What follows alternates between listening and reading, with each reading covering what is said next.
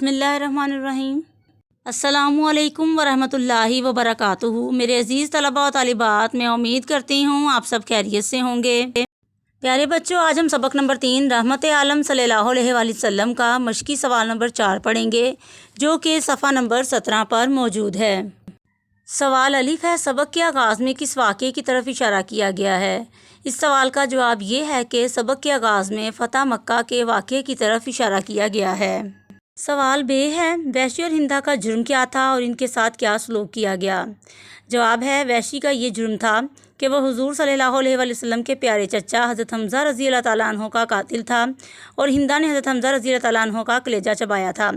फ़तह मक्का के मौका पर इन दोनों ने आप सल्लल्लाहु अलैहि वसल्लम से मुआफ़ी मांगी तो आप सल्लल्लाहु अलैहि वसल्लम ने उनको मुआफ़ फरमा दिया। सवाल जीम है, खादिम और ग़ुलाम के बारे में आप सल्लल्लाहु अलैहि वसल्लम ने क्या फ़रमाया? जवाब है, आप सल्लल्लाहु अलैहि वसल्लम ने फ़रमाया कि तुम्हारे ग़ुलाम और खादिम तुम्हारे भाई हैं। हर मुसलमान को चाहिए कि जो खुद खाना खुद खाए, अपने ग़ुलाम और खादिम को भी वही खिलाए और जो कपड़ा खुद पहने उनको भी वही पहनाए। अपने ग़ुलाम और खादिम से ऐसी मशक्क़त ना ले जो इसकी ताकत से बढ़कर हो। चौथा सवाल है, अहले कुरैश ने आप सल्लल्लाहु अलैहि वसल्लम की बात के जवाब में क्या कहा?